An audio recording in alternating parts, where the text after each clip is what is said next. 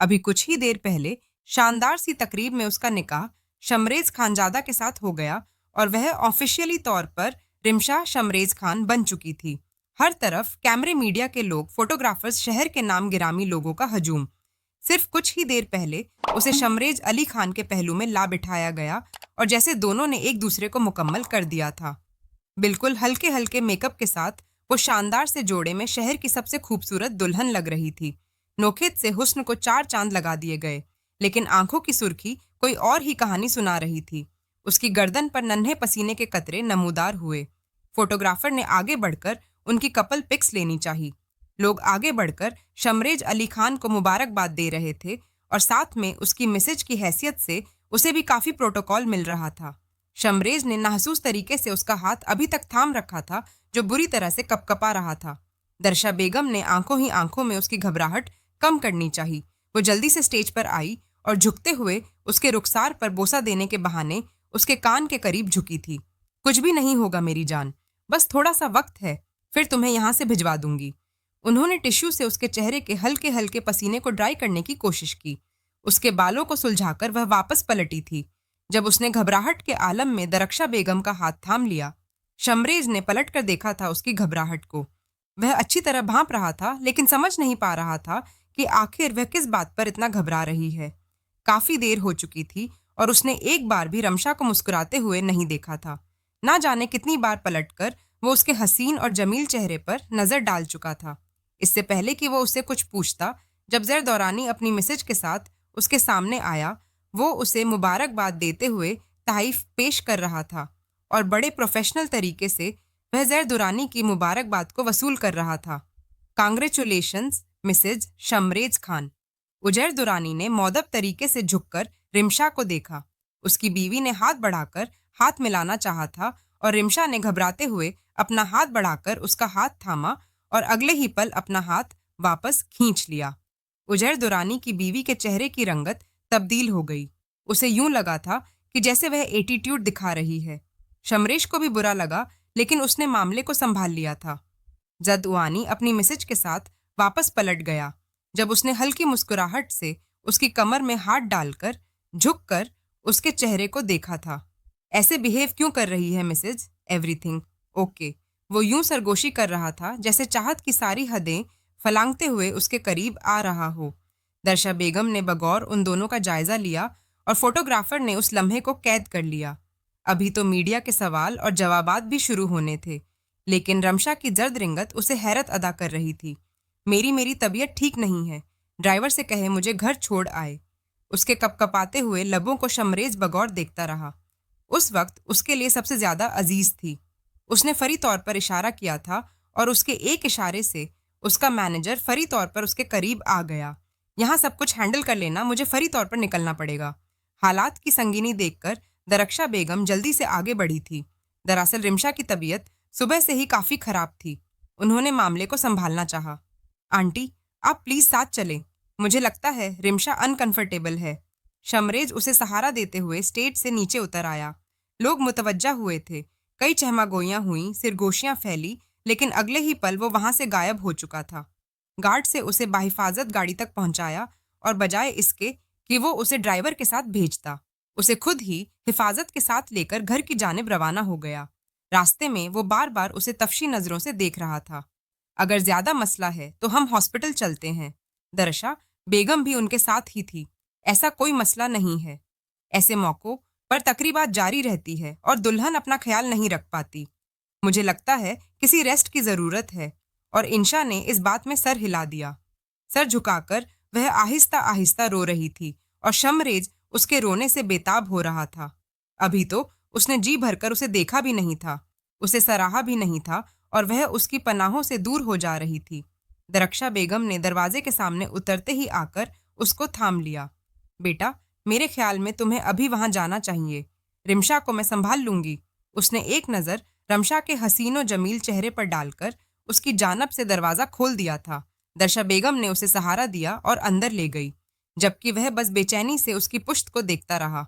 कमरे में दाखिल होते ही बेड पर बैठते वो बुरी तरह फट पड़ी। मैंने आपसे कहा था मुझे नहीं करना, यह निकाह नहीं करना, और फिर भी आपने मेरे गले में यह तोक डाल दिया। आखिर चाहती क्या है? आप वो चीख पड़ी थी। उसकी आंखों से आंसू बहने लगे और चेहरा बेहद सुर्ख हो गया।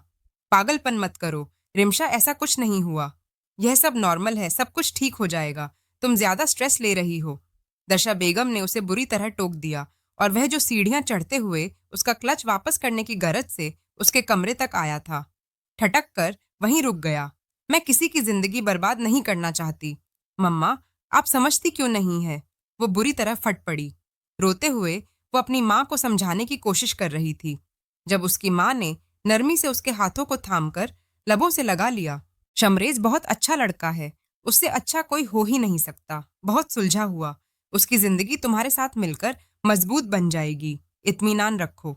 माँ के कंधे से लगकर वह अभी तक रो रही थी और दरक्षा बेगम भी उसकी हालत को देखकर उदास थी।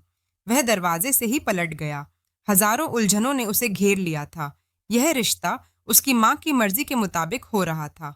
जिंदगी के 34 बरस उसने यही सोचते हुए गुजार दिए कि वह कभी शादी नहीं करेगा, हमेशा अपने करियर पर फोकस करेगा। लेकिन अपनी माँ की पसंद को मद्देनजर रखते हुए उसे इस उम्र में हामी भरना पड़ी। और फिर उसकी माँ ने रिमशा का इंतखाब किया, जो बेहद हसीन थी।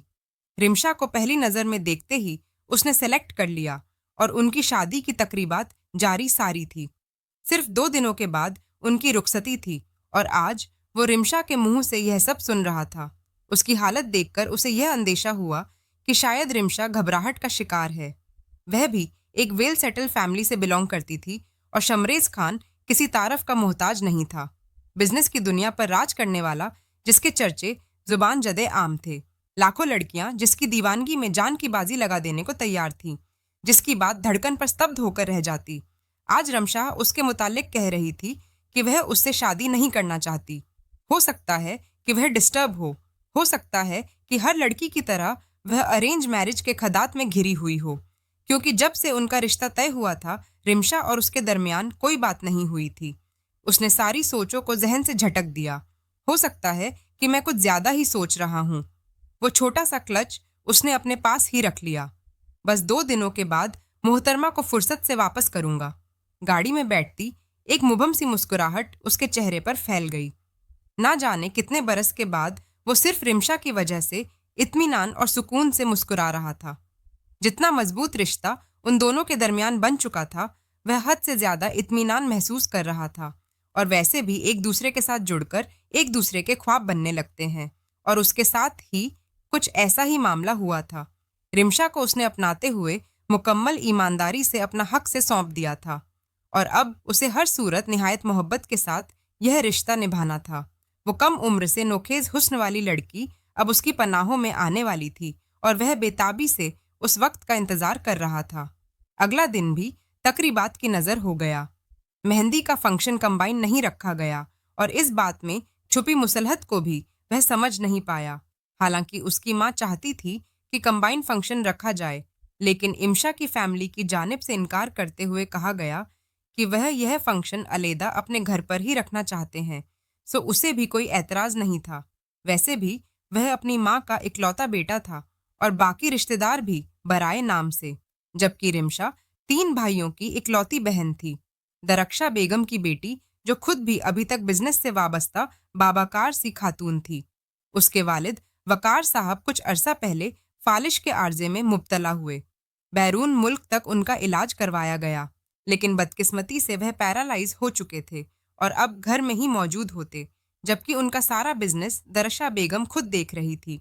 छोटे 2 भाई बैरून मुल्क तालीम हासिल कर रहे थे, जबकि उनका बड़ा बेटा शादीशुदा था और वह भी बिजनेस में ही इन्वॉल्व था। यह एक दिन का वक्फा था और उसे अगले दिन रुखसती, जब उसे दरक्षा बेगम की कॉल मौसूल हुई और दरक्षा बेगम ने ही उसे घर पर बुलाया था ताकि वह रिमशा को साथ लेकर जाए और वलीमे के लिए ड्रेस मुंतखब कर ले। वो फौरन गाड़ी लेकर वहां तक चला आया। रिमशा के साथ वह थोड़ा टाइम स्पेंड करना चाहता था, इसीलिए ड्राइवर की बजाय वह अकेला ही आया। बाहर आकर उसने हॉर्न दिया। अंदर जाने से उसने ग्रेस किया था और कुछ ही देर के बाद रिमशा बाहर आ गई।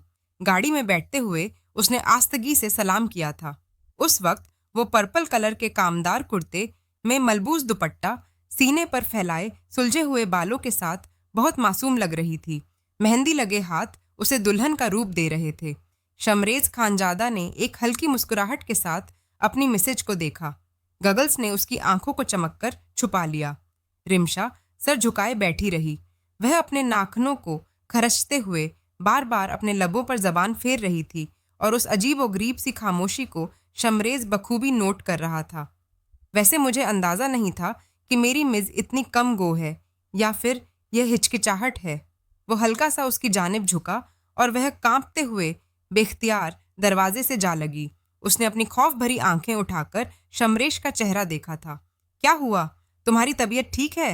शमरेश को उसकी आंखों में मौजूद नमी से हैरत का शदीद झटका लगा था और अगले ही पल वो अपने चेहरे पर हाथ रखकर फूट फूट कर रो पड़ी। फौरन गाड़ी रोकते शमरेश बौखलाहट से उसकी जानिब मुड़ा था। प्लीज मुझसे शादी मत करे, मैं आपके काबिल नहीं हूँ। वो सुर्ख आंखों को मजीद शिद्दत से रोते हुए सुर्ख कर रही थी। क्या तुम्हारी तबीयत ठीक है रिमशा? उसने हाथ बढ़ाकर उसके हाथों को पकड़ने की कोशिश की थी और वो बुखलाते हुए अपने हाथ पोंछ से बांध गई। वो घबरा रही थी, इतनी खौफजदा थी, और वह फौरन समझ गया। शायद वो उम्र में उससे बड़ा था और उसके सामने बिल्कुल एक मासूम और कमसन कली थी। आज तक उसने खुद पर गौर ही नहीं किया। वह यही समझता था कि वह हर लड़की का आइडियल हो सकता है, लेकिन उस वक्त उसे रिमशा के मुंह से यह अल्फाज सुनकर अजीब से अजीब तर लग रहा था और अगले ही पल उसका जहन उसके लफ्जों में उलझ गया। मैं आपके काबिल नहीं हूँ। वो एक पल में ही समझ गया था कि शायद वो उसकी साख और मुर्तबे की बात कर रही है। वो खुद को उसके सामने कम हैसियत महसूस कर रही है। उसने बेहदर्मी के साथ उसके चेहरे को अपने हाथों के प्याले में थाम लिया था। वह इतनी मासूम लग रही थी कि बेख्तियार ही वह उंगली के फोड़ों से उसके लबों को चुनते हुए अपने होठों से लगा गया था और एमशा कपकपाती हुई लबों के साथ उसका चेहरा देखती रही। तुम्हें मुझसे डरने की ज़रूरत नहीं है। चाहे हमारी अरेंज मैरिज है, लेकिन जैसा तुम कहोगी मैं वैसा ही करूँगा।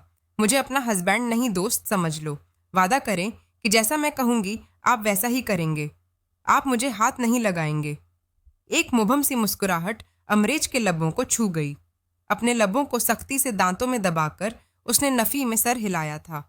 वो अभी तक यह सब कुछ मजाक में ले रहा था। उसका डरना, झिझकना और झिझक कर दूर हो जाना उसे अंदाज़ा हो चुका था। वो बिल्कुल ही एक गैर एतमादी का शिकार लड़की है जो उसे काफ़ी खौफजदा है। तुम्हें मुझसे डरने की ज़रूरत नहीं है। मुझे खुलकर बताओ कि तुम यह शादी क्यों नहीं करना चाहती। क्योंकि उसने रोते हुए अपना निचला लब बाहर निकाला था। आंसू उसकी आंखों से टूट कर गिरे और शमरेश ने बेकार उसे खींचते हुए अपने कंधे पर गिरा लिया। वो उसके गाल को तपकी से सहला रहा था। अभी कल ही उनके दरमियान इतना मजबूत रिश्ता बना था और उस लड़की के गिरते हुए आंसू उसकी धड़कनों को बेकरार कर रहे थे। वो कुछ बताना चाहती थी, उसे शेयर करना चाहती थी, लेकिन शायद लफ्ज उसकी लबों से टूट कर गिर गए। वह बेपनाह खौफजदा लग रही थी। उसने शॉपिंग के दौरान भी किसी किस्म की कोई दिलचस्पी नहीं दिखाई।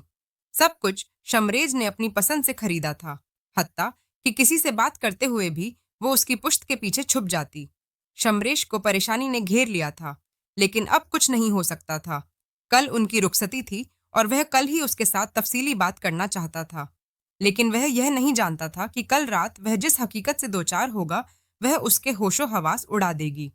कोई भी मर्द अपने जज्बात को काबू में रखकर हसीन लम्हात नहीं गवा सकता, और कल की रात उन दोनों के दरमियान ऐसी कयामत खेजी लेकर उतरने वाली थी जो दोनों के रिश्ते की बुनियादों को हिलाकर रख देती। आने वाला दिन हंगामा खेज था। उसके चाहने के बावजूद रिमशा ने अपनी जुबान को नहीं खोला था। वो उसे कुछ नहीं बता पाई। 10 रोती रही, सहमती रही और खौफजदा नजरों से उसे देखकर 10 फरार की कोशिश करती रही। वो रात भर भी उसके लिए बेचैन रहा, लेकिन अब कुछ नहीं हो सकता था। रिमशा उसकी माँ की पसंद थी और वह किसी सूरत भी अपनी माँ का दिल नहीं दुखा सकता था। इस रिश्ते से उसकी माँ किस कदर मुतमीन और खुश नजर आ रही थी वो बहुत अच्छी तरह जानता था। वो कोई आम इंसान नहीं था जिसके लिए गैर मामूली बात होती। उसकी इज्जत का सवाल था। दूसरे दिन जब अरु लिबास में उसके सामने आई तो वो उसके हुस्न को देखकर पलकें झपकना भूल गया। भारी कामदार और उसी जोड़े में वो इतनी हसीन और दिलफरेब लग रही थी कि वो सांस लेना भूल गया। रुखसती का फंक्शन भी बड़े पैमाने पर रखा गया। फोटोग्राफर ने रोमांटिक पोज लेने चाहे और इस दौरान भी उसका वजूद वाज कांप रहा था। उसकी कमर से हाथ रखकर शमरेज ने उसकी आंखों में देखा था और वह बेख्तियार नजरें झुका गई और शमरेज की तपिश देती हुई नजरों में झांकने की हिम्मत उसमें नहीं थी। रुखसती के वक्त भी बित जाने से ज्यादा खौफ उसे रुला रहा था। वह रुखसत होकर खान विला में आई और खान हवेली की शानो शौकत देखकर ही उसकी आंखें साकत रह गईं। कुछ रसूमात के बाद उसे उसके कमरे में मुंतकिल कर दिया गया था। दीनत बेगम की खुशी का कोई ठिकाना नहीं था। इससे ज्यादा उन्हें क्या चाहिए था कि उनकी मनपसंद बहू उनके घर में आ चुकी थी। खुशियों का आगाज था। उन्होंने एक अरसा अपने बेटे को महरूमी में गुजारते हुए देखा था और अब वह जिंदगी की तरफ वापस लौटा था। इसी की खंकी में भी घबराहट की वजह से उसे पसीना आ रहा था, जबकि बाहर वह अभी तक मेहमान अटेंड कर रहा था। मुलाजिम के जरिए जन्नत बेगम ने पैगाम भिजवा दिया, उसे अपने कमरे में जाना चाहिए। बाबा की कजिन्स की बेटियों ने मिलकर उसे नेक वसूल किया था, क्योंकि उसकी अपनी कोई बहन नहीं थी, इसलिए वह लड़कियां उसकी बहन की कमी को पूरा कर रही थीं। जिस वक्त वह कमरे में दाखिल हुआ, जैसे कमरे के दरो दीवार सहम गए। दहलीज पर कदम रखते ही वह हैरतजदा खड़ा रह गया। उसे अंदाजा नहीं था कि उसे यह मंजर देखने को मिलेगा। वह जो कुछ सोचकर आया था, सब कुछ उसके खिलाफ था। वो आईने के सामने खड़ी आम से शर्ट ट्राउज में अपने बालों को सुलझा रही थी। सारी ज्वेलरी से आजाद मेकअप से आ रही वजूद और बेड पर पड़ा हुआ शानदार अरूसी लिबास जैसे अपनी नाकदरी पर रो रहा था। उसने एक नजर कमरे की सजावट पर डाली और फिर उस अरूसी लिबास पर उसे फुर्सत से देखने की चाहत उसके दिल में अंगुराइयां ले रही थी। तुमने चेंज कर लिया, मेरा इंतजार करती, रिमशा, वो दिलफरेब से मुस्कुराहट के साथ बोला था। उसके खौफ से वह अच्छी तरह वाकिफ था और अब अपने लहजे को सख्त रखकर वो उस पर बर्डन नहीं डालना चाहता था। वो जैसे अपनी सोचों में गुम अपने बालों में कंघी चलाती रही। जब वह कदम कदम चलता हुआ उसके करीब आया और नरमी से उसकी पोंछ से हाथ डालते हुए उसे अपने सीने से लगा लिया था। अब वो उसके इस कदर करीब थी कि उसकी धड़कनें उसकी पुछ से टकरा रही थी। रिमशा सांस लेना भूल गई। उसने अपने धड़कते हुए दिल में गोया मुट्ठी में थाम लिया। जब शमरेज हल्का सा उसके कान के करीब झुका, वैसे अच्छा ही किया, वरना इतने हंसी लिबास में अगर मेरा ईमान डगमगा जाता तो शायद फुर्सत से चंद बातें नहीं कर पाता। उसकी सरगोशी पर ध्यान नहीं दे रही थी। उसके दिमाग में उस रात का वाक्य गूंज रहा था। वो रात, तकलीफ की शिद्दत, आएं, सिसकियां, उसका रोना, हॉस्पिटल का वो कमरा और फिर वो अल्फाज जो आज तक उसके कानों में गूंजते चले आए थे। दरक्षा बेगम ने जैसे झुकते उसके कान में सरगोशी की थी। तुम यह किसी को नहीं बताओगी। जो कुछ हुआ उसे भूल जाओ। तकलीफ की शिद्दत ने उसे अपनी लपेट में ले लिया और उसने तेजी से पलटकर शमरेज को देखते हुए खुद से दूर कर दिया था। उस लम्हे उसका वजूद थर-थर कांप रहा था। वो शमरेज को सुर्ख फटी फटी नजरों से देख रही थी और शमरेज हैरत अजदा नजरों से उसे देखते हुए 2 कदम दूर हुआ था। वो लड़की उसके लिए एक मामा बन चुकी थी। उसका शौहर था, उसकी कुर्बत का तलबगार था। रिमशा, इससे पहले कि वह उसका नाम पुकारते हुए आगे बढ़ता, जब रिमशा ने पास बढ़ा, वहां से उठाकर फर्श पर दे मारा और उसके कंकड़ उठाकर अपने गले पर रख लिए थे। अगर आप मेरे करीब आएंगे तो मैं अपनी जान ले लूंगी। आप मेरे करीब नहीं आएंगे, मैं आपके काबिल नहीं हूं। वो जोर से चीखी थी। उसके चेहरे की रंगत बेतहाशा जर्द हो गई। उसकी आंखों से बेकरदार आंसू बह रहे थे। उसका हाथ कांप रहा था। कमरा साउंड प्रूफ था, वरना ना जाने शमरेश की इज्जत की धज्जियां कहां कहां उड़ती फिरती। मुझसे चंद कदम दूर हो गया। उसने हाथ बढ़ाकर उसे रोकना चाहा था। तुम ऐसा कुछ नहीं करोगी। देखो, मैंने कहा था हम दोस्त हैं, हम सिर्फ बात करेंगे, मैं तुम्हें हाथ नहीं लगाऊंगा। रिमशा, वो उसे समझा रहा था, लेकिन वो इतनी पैनिकिक हो रही थी कि उसके हाथ पांव बुरी तरह कांप रहे थे।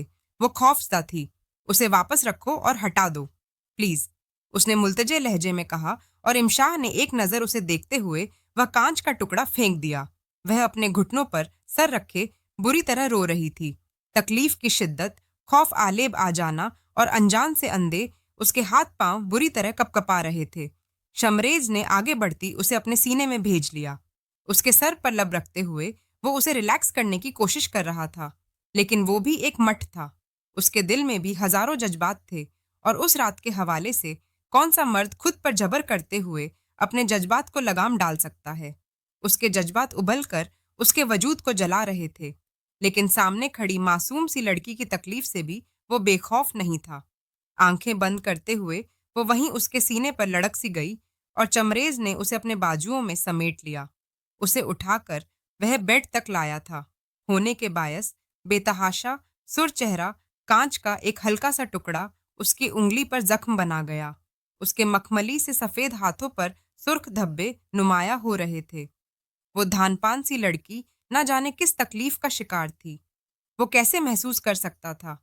उसे अपने बाजुओं के हिसार में लेते हुए वो उसके बालों को सहला रहा था।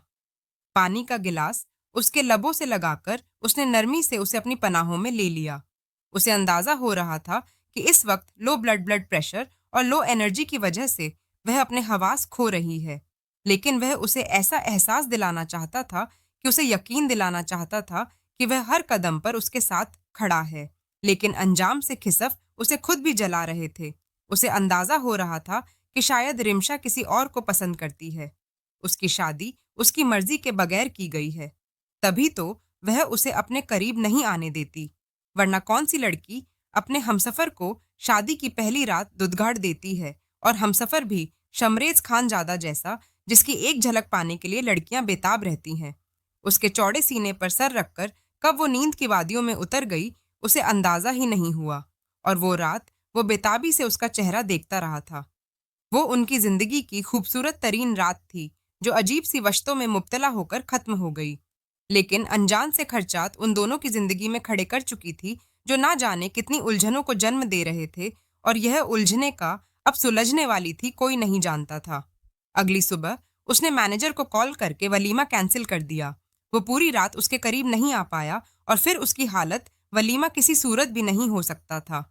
सर, लोगों को इनविटेशन मिल चुके हैं, और आप जानते हैं कि हरीफ इस बात को कितना उछालेंगे। आपकी साख को खतरा है।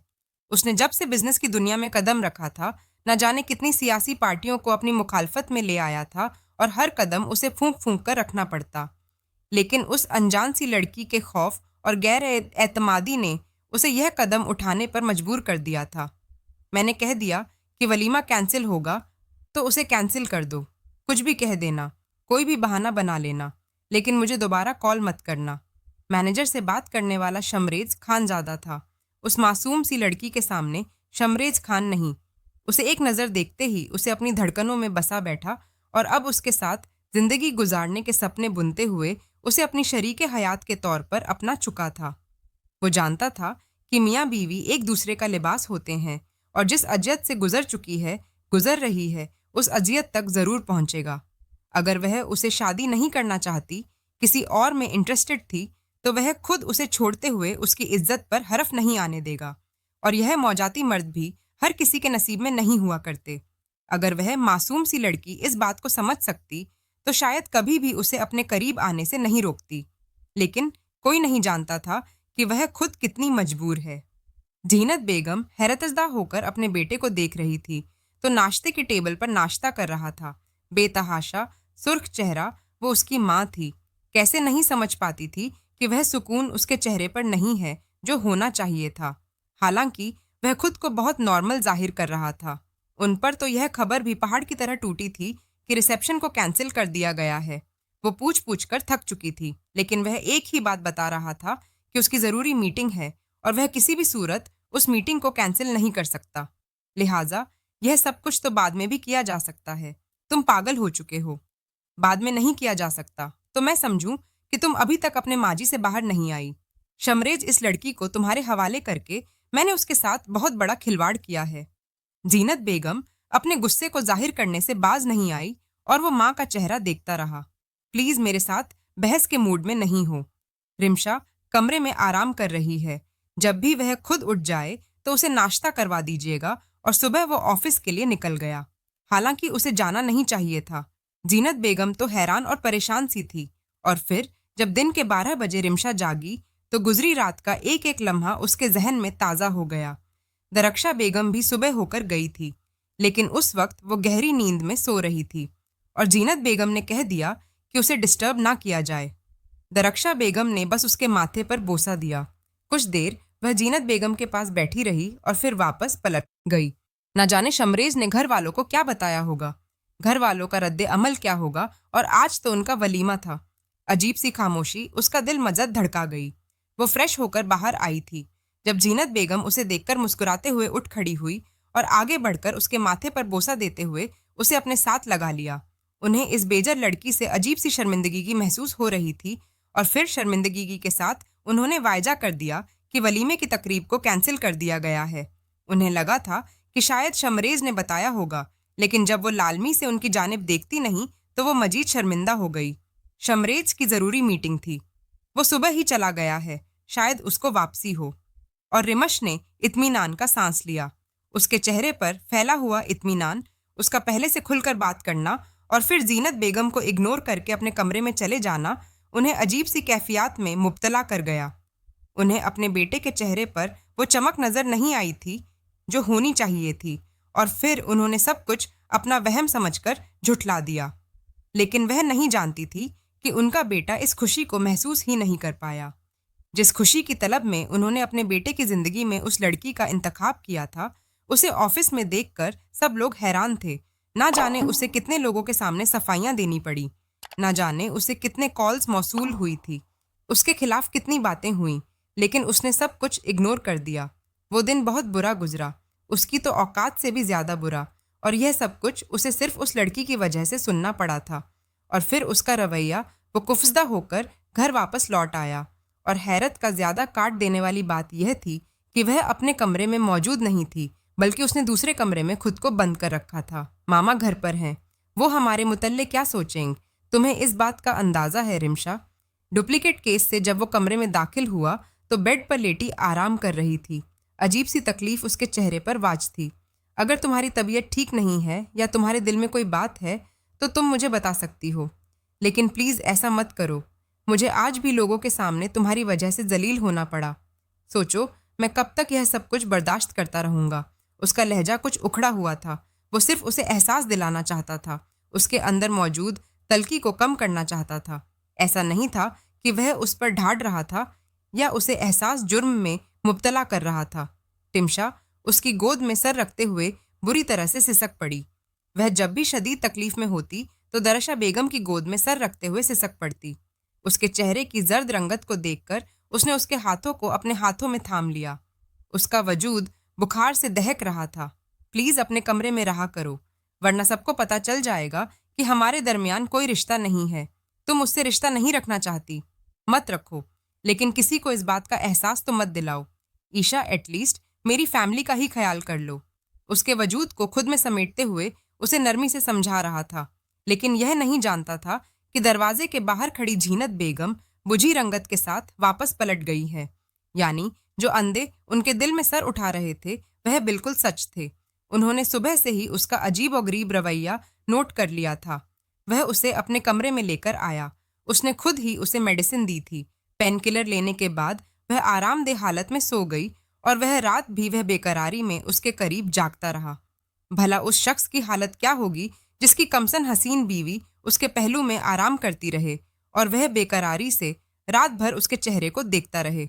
यह सच था कि इस शादी ने उसे अजयतों और बेकरारी मोह के अलावा कुछ नहीं दिया था, लेकिन यह तो अभी आगाज था।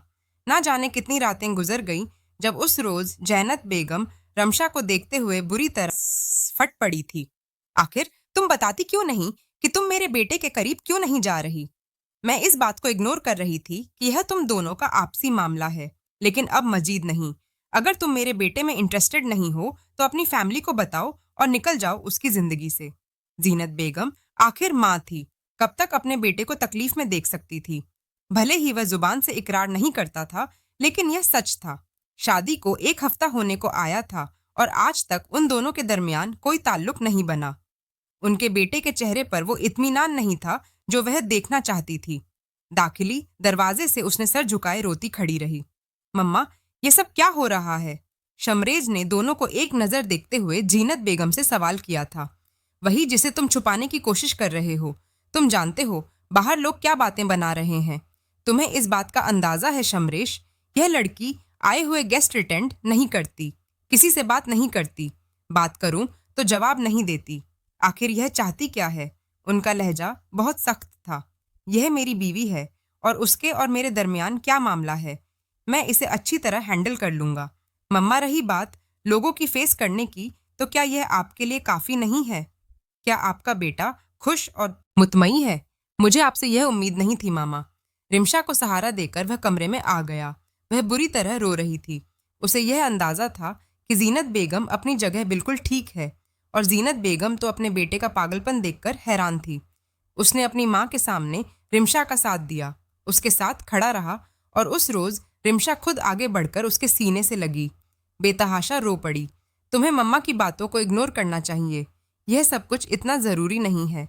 उसके चेहरे पर एक अफीब सी मुस्कुराहट फैल गई। वो खुद उसके करीब आई थी। उसने नरमी से उसके हाथों को थाम लिया।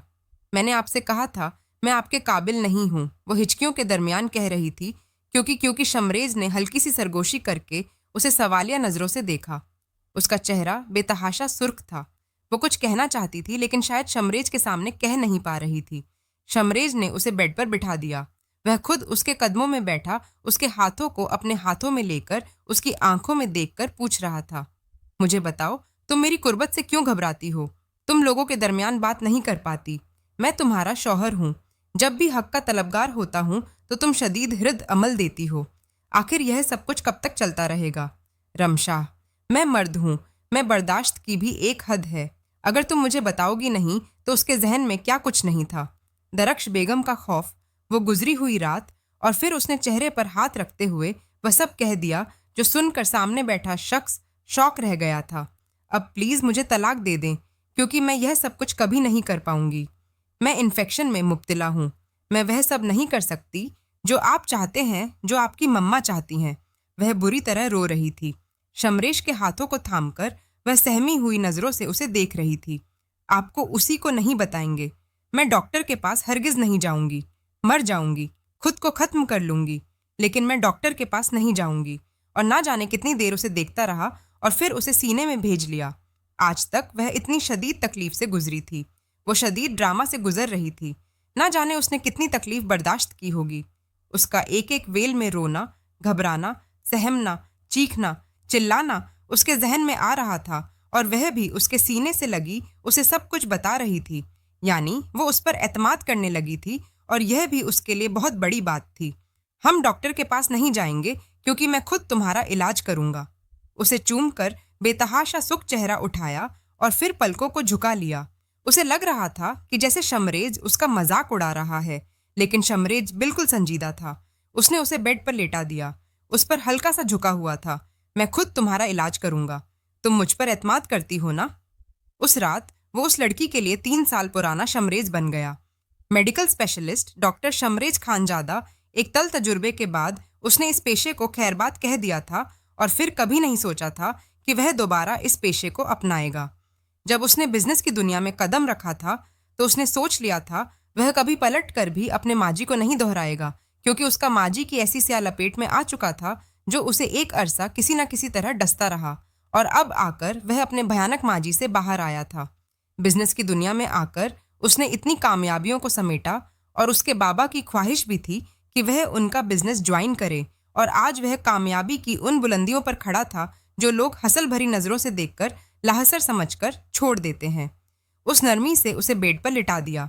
वो आहिस्ता आहिस्ता उसे तफसील से पूछ रहा था, और वह गैर एतमादी का शिकार थी। बार बार लब कुचलते हुए अपने चेहरे पर हाथ फेर रही थी। उसकी अंदरूनी कैफियत से वाकिफ था, खौफ, दर्द और तमाम हालात का मिल जाना। अब उसे आहिस्ता आहिस्ता समझ आ रहा था कि वह क्यों इतनी गैर एतमादी का शिकार हो गई। बाज औकात लड़कियां इस मसले को बयान करने से घबराती है। बाज औकात वो अपने पार्टनर के साथ वो जज्बात कायम नहीं कर पाती जो उनका हक बनता है, और तब उनके रिशवे के अंदर दरार पैदा हो जाती है। वो सिर्फ झजरक और दहशत की वजह से यह तकलीफ बर्दाश्त करती रहती है, और वह लाकर एक दिन यह तकलीफ उनके लिए वबा जान बन जाती है। इन्फेक्शन एक आम सा इशू है जो किसी भी नाखुशगवार वाक्य या लापरवाही की सूरत में जन्म लेता है, और फिर जब हम उसे एक मेजर इशू समझकर अपने जहन पर सवार कर लेते हैं तो यह बढ़ता चला जाता है। तब हमारे नफ्सियात मिसाइल में बिगाड़ पैदा करके यह किसी बोझ की तरह हमारे कंधों पर सवार हो जाता है। हालांकि बरव इलाज करने से सिर्फ को अच्छे दिनों के अंदर अंदर सब कुछ मुकम्मल तौर पर ठीक हो जाता है। उस रोज उसकी हालत देखकर वह हैरतजदा रह गया। उसने सोचा भी नहीं था कि वह इतनी तकलीफ का शिकार होगी। वह फौरन गाड़ी लेकर हवेली से बाहर निकला। कुछ जरूरी मेडिसिन और सामान लेकर जब वह कमरे में आया था तो उस वक्त भी वह बेसकूनी का शिकार थी। उसे तो एक अरसा हो चुका था इस तकलीफ से गुजरते हुए।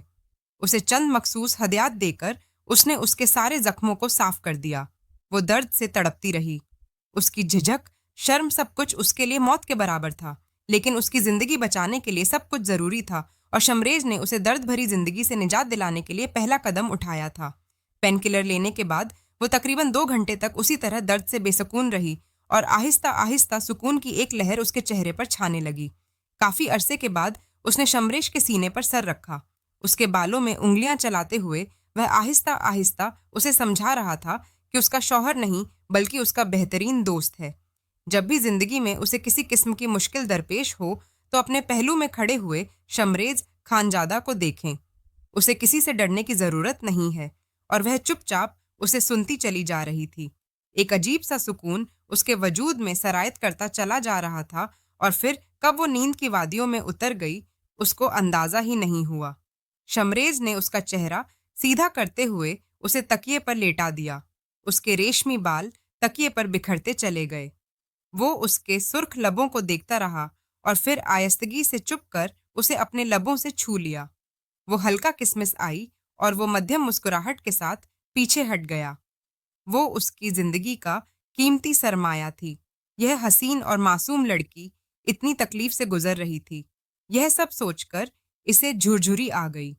अब उसने सोच लिया था वो इतना आसानी से रुकेगा नहीं और अगली सुबह उसे लेकर हॉस्पिटल आ गया।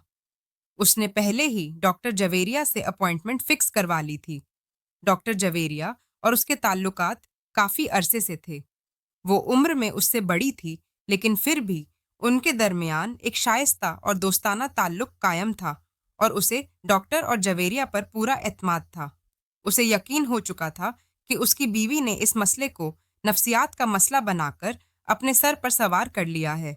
वो जितने खौफ और गैर एतमादी का शिकार है, उसे जरूर डॉक्टर जवेरिया से एक मुलाकात कर लेनी चाहिए और इस सिलसिले में वह उसके साथ आया था। डॉक्टर जवेरिया उनकी मुंतजिर थी। उसे लेकर उनके सामने ही बैठ गया। आहिस्ता आहिस्ता उसने मसले को छेड़ा। अपना नरम हाथ उसके हाथ पर रखा और उसे तसल्ली भरी। मुस्कुराहट से देखते हुए आहिस्ता आहिस्ता सब समझाने लगी थी। मुझसे बातचीत करना चाहती थी, लेकिन वह बस खामोश रही। बार बार शमरेश को देखकर वह अपनी नजरें झुका लेती। शायद उसे शमरेश से शर्मिंदगी की महसूस हो रही थी, जो भी, लेकिन वह खुलकर बात नहीं कर पा रही थी। लेकिन डॉक्टर जवेरिया ने फिर भी उसकी जहनी कशीदगी को काफी हद तक कम कर दिया। न जाने कितनी उलझनें थी जो सुलझ चुकी थी और वह इत्मीनान से मुस्कुरा दी। डॉक्टर जवेरिया ने मजद इस मसले की तफसील और उसे इस खौफ से निकालने के लिए शमरेज को बहुत सारी हिदायत की थी। हालांकि उसे जरूरी नहीं थी, लेकिन फिर भी वह जांचना चाहता था कि बतौर लेडी डॉक्टर वो क्या मशवरा देती है। एक अरसे के बाद उनसे मुलाकात करने के लिए आया था। जावेरिया ने इसार किया कि लंच उसके साथ ही कर लें, लेकिन वह लंच के लिए अपनी मिसेज को बाहर ले जाना चाहता था, जहां वह दोनों प्राइवेट रोमांटिक सा लंच कर लें।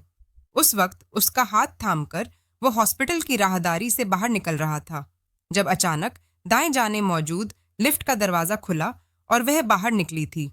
गले में स्टेटोस्कोप, वही मखसूस लिया ब्राउन उबाल और सुनहरी आंखें। वो उसके सामने आकर खड़ी हो गई और पल भर में शमरेश का रंग बदला था। आज 3 सालों के बाद वो उसके सामने खड़ी थी।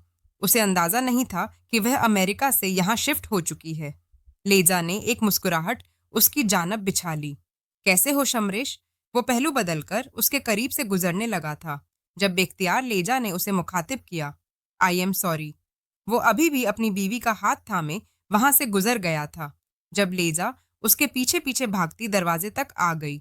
उसे कोई फर्क नहीं पड़ता था कौन देख रहा है या नहीं। वो बस उस शख्स को अपने सामने देखकर इतने सालों के बाद उससे बात करना चाहती थी। सिर्फ मेरी एक बात सुन लो, मेरे रास्ते में मत आओ और ना ही मेरी मैसेज को डिस्टर्ब करो। उसने बातों बातों में उसे एहसास दिला दिया था कि वो उस वक्त अपनी बीवी के साथ है। और लेजा ने हैरत भरी नजरों से उस छोटी सी लड़की को देखा था, जो खुद भी गैर एतमादी और खौफ का शिकार थी। सहमी हुई नजरों से लेजा और शमरेज को देखकर गुस्सा झुकाकर खड़ी रही, जैसे उसे लेजा के बारे में जानने में कोई दिलचस्पी नहीं हो। मैं सिर्फ बात करना चाहती हूँ शमरेज, और मैं तुमसे कह चुका हूँ कि मैं कोई बात नहीं करना चाहता। वो इतनी शिद्दत से धाड़ा कि लेजा पर असर होने की बजाय साथ खड़ी लड़की जल्दी से उसके सीने से आ लगी थी और लेजा सुलगती हुई नजरों से वह सब कुछ देखती रही। वह उसे साथ लगाए बाहर तक आया था और वह उसकी पुश को देखती रही। आज से 3 साल पहले वह शख्स उसकी जिंदगी में मौजूद था और लिजा उसकी जिंदगी में आने वाली पहली औरत थी। उसकी असिस्टेंट और शायद हमारी पसंदीदा औरत भी। सब कुछ नॉर्मल था जब एक रात वो ड्यूटी ऑन ऑफ करते हुए एक आखिरी राउंड लगाने इमरजेंसी तक गया और इमरजेंसी के खाली बिस्तर पर उसने लेजा के साथ अनजान शख्स को देखा था। उसके कदमों तले से जमीन निकल गई। इतना बड़ा धोखा। उसने लेजा से मोहब्बत की थी, उसे मंगनी की और सारे रस्मों रिवाज के साथ उसे अपनाने की ख्वाहिश की थी।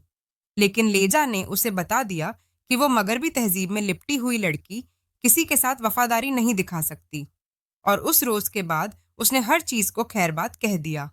पहली मोहब्बत का दुख था जो एक अरसा गालिब रहा, लेकिन फिर आहिस्ता आहिस्ता वह बाहर निकल आया और आज एक बार फिर लेजा उसके सामने खड़ी थी।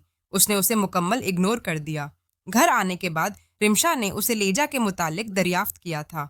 वो उसके चेहरे पर फैली हुई जेलसी को नोट कर रहा था, सो चुपचाप उसके रुखसारों को लबों से छूकर बात बदल दी। वो उसे अपने तारीख माज के बारे में कुछ नहीं बताना चाहता था, लेकिन शायद नहीं जानता था कि लेजा अब उसके खिलाफ महाज खड़ा कर देगी। उसने बातों बातों में डॉक्टर जवेरिया से सारी इन्फॉर्मेशन ले ली। वह यह डॉक्टर जवेरिया को बताना भूल चुका था कि उस मामले का जिक्र किसी से ना करे, और उसने अपने जहनबाजी से वह मंसूबा बुन लिया जो उन दोनों की राहों को जुदा कर दे। अब तो उसकी तवज्जो मेडिसिन के असर से वह काफी हद तक ठीक हो रही थी। अब उसके साथ बेतकलीफ होने लगी थी। हल्की फुल्की बातचीत कर ली करती थी, लोगों के दरमियान बैठती, और उस मामले को तकरीबन 1 माह गुजरने को था। जीनत बेगम भी यह तब्दीली महसूस करके बेपनाह खुश थी। अब उसे करीब आता, अपनी मोहब्बत का उसे यकीन दिलाता, तो वह खामोशी से मुस्कुराकर सुनती रहती। खौफ का असर उसके चेहरे पर काफी हद तक कम हो गया और शमरेज भी अब उसकी जानिब से मुतम रहने लगा था। उस रोज वो ऑफिस में ही था जब उसे हरम शाह की जानिब से वीडियो कॉल मौसूल हुई। एक मुस्कुराहट के साथ उसने कॉल अटेंड की। कैसी हो जाना, तबीयत कैसी है? आपको मिस कर रही हूँ, उसने बेहद नर्म से लहजे में कह दिया। आज सुबह से उसे फिर वही तकलीफ हो रही थी, लेकिन अब वो ऑफिस में उसे परेशान नहीं करना चाहती थी। उसके अंदर इतनी डल क्यों हो रही हो? और लव भी इतनी खुश, सब ठीक तो है? वो परेशान हो गया और उसने चुपचाप सर झुका लिया। पिछले 2 दिन से वह दवा लेना भूल चुकी थी और इसीलिए एक बार फिर उसकी तकलीफ बढ़ती जा रही थी। इससे पहले कि वह कुछ कहता, जब धराम से ऑफिस का दरवाजा खुला, मोबाइल उसके सामने ही पड़ा था। लेजा ऑफिस में दाखिल हुई। वो हैरत भरी नजरों से उसे देखते हुए उठ खड़ा हुआ। तुम यहाँ क्या कर रही हो? उसका लहजा तल्ख था। वो उसके सीने से लगी उसकी गर्दन को बेतहाशा अपने रबों से छूते हुए बेकरारी जाहिर कर रही थी, जबकि वीडियो कॉल अभी भी चल रही थी। तुम मुझे अपना लो, मैं तुम्हारी बेकरारियों से जानती हूँ। मैं जानती हूँ कि वह लड़की तुम्हें कुछ नहीं दे पाएगी और ना ही वह इस काबिल है। तुम डॉक्टर होकर घर में एक मरीजा पाल रहे हो। मेरी बेताबियों को देखो, मेरी बेकरारियों को करार बख्श दो। प्लीज मुझे माफ कर दो। शमरेज वो हैरत और बेयकीनी का शिकार था। पागल मत बनो लेजा, प्लीज जाओ यहाँ से। उसने लेजा को खुद से दूर धकेल लिया और लेजा ने आगे बढ़कर शिद्दत से उसको छू लिया। रिमशा की रंगत बेपनाह सुर्ख हो गई। लीजा सब कुछ उसके सामने कर रही थी और वो सुर्ख रंगत के साथ वहीं बैठती चली गई। जाओ यहाँ से लीजा, मुझे तुमसे कोई रिश्ता नहीं रखना। और रही बात मेरी बीवी की, अगर तुमने मेरी बीवी के लिए आज के बाद कोई नामुनासिब अल्फाज इस्तेमाल किए तो मैं तुम्हारी जान ले लूंगा। उसने लेजा को खुद से दूर झटक दिया था और वह चीख पड़ी। आखिर तुम्हें क्या नजर आता है उस लड़की में? ना ही शक्ल सूरत है और ना ही वह तुम्हें बीवी होने का सुकून दे सकती है। आखिर छोड़ क्यों नहीं देते उस मर्दनुमा लड़की को? वो अपनी हद पार कर गई और इमशा वहीं अपने मुंह पर हाथ रखे शिद्दत से रो पड़ी थी। उसे शदीद तकलीफ का एहसास हुआ। हिस्से में अचानक उठने वाले दर्द ने उसे बेताब कर दिया था। वह चीख पड़ी और तब वह मोबाइल के जाने मुतवज्जा हुआ था। लेजा के हठदर्मी में उसे अंदाजा ही नहीं रहा। रिमशा सब कुछ देख रही है। Rimsha, are you okay? Rimsha मेरी तरफ देखो। वो उस डर से बिलबिलाता हुआ उसे देख रहा था। वो चीख रही थी और मोबाइल फर्श पर गिर गया। वो चीख चीख कर उसे पुकारता रहा, लेकिन दूसरी जानब सिर्फ चीखों की आवाज आ रही थी। उसने लीजा को धकेलते हुए दीवार के साथ लगा दिया। अगर मेरी बीवी को कुछ हुआ तो मैं तुम्हारी जान ले लूंगा और तुम्हारी जान लेने से पहले मैं तुम्हारी बुनियादों को हिला दूंगी। शमरेज खानजादा, तुमने मुझे ठुकराया है और इसकी कीमत तो तुम्हें अदा करनी पड़ेगी। लीजा की आंखें सुर्ख थीं। ठुकरा जाने की तजलील वो कभी बर्दाश्त नहीं कर सकती थी। वो उसे वहीं छोड़कर मोबाइल उठाकर बाहर भागा। उसने माँ को कॉल की थी, लेकिन जीनत बेगम भी कॉल अटेंड नहीं कर रही थी। शायद वह घर से बाहर थी। जब तक वह रेस ड्राइविंग करता हवेली पहुंचा, तब तक शायद खासी देर हो चुकी थी। वह सीढ़ियां चढ़ते बेकरारी से भागकर कमरे में आया। उस रोज उसने जाना था कि दिल का बंद होना किसे कहते हैं। उस रोज उसने जाना था कि कयामत आकर कैसे गुजर जाती है। सुर्ख सियाल में लिपटी हुई उस लड़की को उसने अपने हाथों में उठा लिया। उसकी रंगत जड़ थी। हैवी ब्लीडिंग और शदीद दर्द ने उसे होश की दुनिया से गाफिल कर दिया। वह उसे लेकर गाड़ी की तरफ भागा और फिर हॉस्पिटल। वह रास्ता भर उसे होश में लाने की कोशिश करता रहा। उसे यूं लग रहा था जैसे जिंदगी उसके हाथों से सिरक रही है, जैसे मौत में मुब्तला शख्स ने आखिरी बार जिंदगी की डोर को थाम लिया हो। जीनत बेगम को भी खबर हो गई और वह भी फौरन हॉस्पिटल जा रही थी। मामला बहुत क्रिटिकल है शमरेज, मुझे नहीं लगता कि तुम कर पाओगे। जवेरिया ने उसे बाज रखना चाहा, लेकिन वह मुकम्मल तैयार खड़ा था। आज मैं अपनी जान को हर सूरत अपनी रूह से मिलाने की कोशिश करूंगा, वरना मैं अपने हाथों से अपनी मोहब्बत को हारता हुआ देखूंगा। उसकी आंखें बेतहाशा सुर्ख हो रही थी। जवेरिया भी उसके साथ ही थी और चंद एक डॉक्टर्स, लेकिन उसने तमाम लेडी डॉक्टर्स को अंदर आने की इजाजत दी। वो बर्दाश्त नहीं कर सकता था कि जिस बीमारी को उसकी बीवी ने सिर्फ मेल डॉक्टर के शर्मो हया और जिज के बायस छुपा दिया, वो सबके सामने आए। यह उसके लिए तकलीफ दे मरहला था। वो जर्द चेहरे के साथ लेटी हुई लड़की उसकी कुल कायनात थी। लेप्रोटोमी का आगाज हुआ। उसके हाथ कपकपाए नहीं थे। उसकी धड़कन बेताब जरूर थी, लेकिन उसे साकत नहीं होने दिया। उसके लिए मुसलसल दुआ कर रहे थे। वो आज उस लड़की को खोना नहीं चाहता था। मामला यहाँ तक पहुंच गया सिर्फ इतनी देर की वजह से, और लेप्रोटमी के दौरान ही उसने माजी के राज को पा लिया, जिसकी वजह से उसकी यह हालत थी। सर्जरी कामयाब हुई। उसका धड़कते हुए दिल को करार आ गया। डॉक्टर जवेरिया ने उसके कंधे पर हाथ रखकर उसे तसल्ली दी थी और वह नम आंखों से मुस्कुरा दिया। खुदा ने इस पर खासा करम किया था। तकरीबन 24 घंटों के बाद वह होश में आई और उसे कमरे में मुंतकिल कर दिया गया। आंखें खोलकर उसने बेकरारी से सबसे पहले अपने शौहर को खुद पर झुका हुआ देखा था। दर्शा बेगम भी वहां मौजूद थी। वह खुद भी खासी शर्मिंदगी की महसूस कर रही थी। आखिर सब में वह भी शामिल थी। कहाँ है वह लड़की और किस तरह वो आपके साथ चिपक रही थी? आपने उसके साथ कुछ, वो पूछते पूछते रुक गई जब वोम सी मुस्कुराहट के साथ उसके कान के करीब झुका था। यह सब कुछ अकेले में बताऊंगा, अभी नहीं। एक आंख बंद करते हुए उसकी जेल सी भरे सुर्ख चेहरे को देख रहा था। यह सब कुछ उस वक्त हुआ जब वह बलगत की उम्र को पहुंची और दर्शा बेगम को मालूम हुआ कि उसे उन्होंने खुफिया तौर पर डॉक्टर से बात की थी और डॉक्टर ने बताया था कि एक छोटा सा ट्रीटमेंट ज़रूरी है और यह ट्रीटमेंट उसकी ज़िंदगी के लिए बहुत ज़रूरी है, उसके मुस्तकबिल के लिए दरख्शा। बेगम ने वह ट्रीटमेंट करवा लिया, लेकिन उसके बाद उन्हें यह खौफ गालिब आ गया कि कल अगर उनकी बेटी पर किसी किस्म की कोई तोहमत लगा दी गई तो वह क्या जवाब देंगी। घर में उन्होंने किसी को इसके मुतालिक नहीं बताया था, क्योंकि वह नहीं चाहती थी कि बाज फैमिली में बढ़े और कल को रिश्ते के हवाले से उनकी बेटी को मुश्किलात दरपेश हो। और फिर यही खौफ उन्होंने अपनी बेटी के जहन में मुंतकिल कर दिया। वहीं से उसका सारा मामला बिगड़ता चला गया और वह आज इस हालत में थी। दरख्शा बेगम शर्मिंदा सी थी। सारे हालात आने के बाद भी वह इस बात पर मुतम था कि उसकी बीवी अब खतरे से बाहर थी। दरख्शा बेगम ने उसे साथ ले जाना चाहा, लेकिन उसे अपने साथ अपने घर ले आया था। उसने और जीनत बेगम ने मिलकर उसका ख्याल रखा और चंद ही दिनों के अंदर अंदर वह मुकम्मल सेहतयाब हो गई। अब वह जिंदगी की तरफ लौट रही थी। उसे जीने का ढंग आ गया था और अब उसके लिए सबसे ज्यादा जरूरी था अपने शौहर की कुर्बानियों के बदले में उसकी सारी बेताबियों को करार दे देना। उस रोज लीजा ने खुद मीडिया के सामने इस बात का इकरार किया था कि शमरेज खानजादा ने अपनी बीवी को हब्स बेजा में रखा हुआ है। उसकी ज्यादती की वजह से उसकी बीवी इस हालत तक पहुंची है कि उसे सर्जरी के लिए हॉस्पिटल लाना पड़ा। मीडिया ने इस मामले को बहुत उछाला। लोग इस बात पर भी सवाल उठा रहे थे कि आज तक उसकी बीवी की पब्लिक अपीयरेंस नहीं हुई। सोच रहा था उसने बड़े पैमाने पर बिजनेस पार्टी रख ली। उसने अपने दोस्त और दुश्मन हर एक को उस पार्टी में इनवाइट कर लिया। मीडिया के सामने अपनी बीवी के पहलू में खड़े किए, जो एक्टिव इंटरव्यू दे रहा था, और वह मुस्कुराते अपने शौहर को देख रही थी। मीडिया के नुमाइंदे ने माइक उसकी जानिब करते हुए पूछा था, शमरेज खान, दादा के साथ जिंदगी गुजारने का तजुर्बा कैसा है? यानी कि वह एज हस्बैंड कैसे हैं?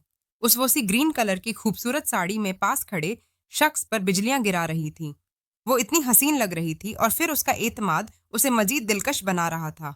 यकीनन खुदा का मुआवजा एज अ हस्बैंड, वो मेरे लिए खुदा के किसी मुआवजे से कम नहीं, उसने मुस्कुराते हुए कह दिया और फिर शमरेज के कंधे पर अपना सर रखा था। शमरेज ने झुककर उसके माथे को लबों से छू लिया। वो रात बेताबियों भरी रात थी। उस रात लीजा ने हार कर अपनी शिकस्त तस्लीम की और वह मुल्क चुपचाप छोड़ दिया, क्योंकि उसे अंदाजा था कि उसके बाद चमरेज खानजादा उसका हशर बिगाड़ देगा। साड़ी में लिपटी हुई रमशा के वजूद पर अपनी मोहब्बत की इंगश नशना छोड़ते हुए वो इसे मदहोश कर रहा था और वो उसकी मोहब्बत में भी गिरती चली जा रही थी। रात कतरा कतरा बरस रही थी और उनकी मोहब्बत की एक नई दास्तान जन्म ले रही थी, क्योंकि उन्होंने मिलकर एक बहुत बड़ी नाकामी को शिकस्त दे दी। यकीनन अगर वह शख्स उसके साथ ना होता तो शायद वह जीने के काबिल ना होती। आज वह दोनों एक दूसरे के साथ थे, बेपनाह मोहब्बत और एहतराम में बंधे हुए रिश्ते के साथ जिंदगी का आगाज कर चुके थे, और यकीनन यह एक बेहतरीन आगाज